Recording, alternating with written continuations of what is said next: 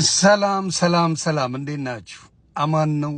ክብሩ ይስፋ የእናትና የልጁ አርቲስት አቤል ሙልጌታ ዘፈን አቁሜ ጌታዬን ነው ከዚህ በኋላ ማመሰግነው ብሏል። ደስ የሚል ነገር ነው። ምክንያቱም የነበረበት ጉዳይ ከበፊትም ፕሮቴስታንት ነው። ፔጁን ገብታችሁ ማየት ነው። ፕሮቴስታንት የነበረ ወንድም ነው። ዘፈኑን ትቶ ወደ መዝሙር መሄዱ ማንንም ያስከፋል ብዬ አላስብም። ግን ምንድነው ፖለቲካ ነው። ፖለቲካው ምንድነው ምላችሁ ከአርቲስት በአርቲስት ከሄድን ቴዲ አፍሮን የሚያክለው አለ ብዬ አላስብም። ብዙዎቹ አርቲስቶች ይስማሙበታል። ቴዲ አፍሮ ከቴዲ አፍሮ ጋር ሰጣ ገባ ውስጥ ገብቶ ነበረ። የቴዲ ደጋፊዎች ደግሞ አቤልን ይዘው ምሽክ ያረጓታል፣ ላስላስ ያረጉታል። እና ትልቁ ምንድነው አርቲስቶች ሲደጋገፉ ደስ ይላል።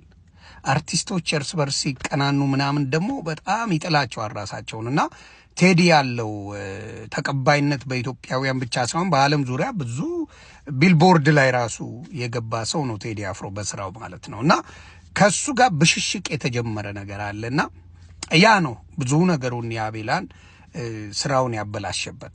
ቴዲ አፍሮ ጋር ባይነካካ የሱ ደጋፊዎች ላስላስ ባያረጉት በአርት ስራው ላይ ጥሩ ስራዎች አሉት ብዬ አስባለሁ አርት ላይ።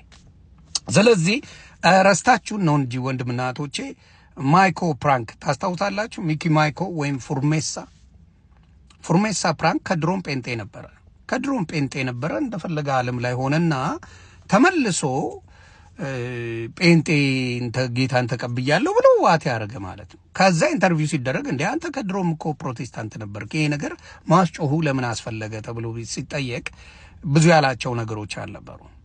ስለዚህ በጣም ግራ የሚያጋባው ነገር እንደዚህ የሚያደርጉ አንዳንድ ፕሮቴስታንት ወንድሞች ያሉ። ፕሮቴስታንት መሆን ማንንም መብቱ ነው። እኔም 8 ወር ነበርኩ፣ ያው ሳልወዛገብ በፊት ማለት ነው። እዛ ገብቼ ነው የተወዛገብኩት። ምንድነው ለአቤል ወንድም የምነግርህ ምንድነው የትኛውን ክርስቶስ ነው የምታመልከው? እዛ ስትገባ መጠየቅ ያለበት ጥያቄ ነው። የሙሉ ወንጌል ነው? የመሰረተ ክርስቶስ ነው? የቃለ ሕይወት ነው? እንዲሁም ሌሎቹን መካነ ኢየሱስ ነው የሚለውን መጠየቅ አለብን። ምክንያቱም ሁሉም የተለያየ አይነት ልዩነታችን ውበታችን የሚል እምነት ስላለ ማለት ነው። ወደ ዓለምም ደግሞ ገፋ ካደረኩ ዓለም ላይ ያለው 47,000 ዲኖሚኔሽን አለ። 47,000 የተለያየ አይነት አለ። ስለዚህ ቆም ብሎ ማሰቡ መልካም ነው። ምክንያቱም የህይወት ጉዳይ ስለሆነ ከበፊትም ነህ። ግን ቢሆንም እኔ እንደኔ ጠይቀህ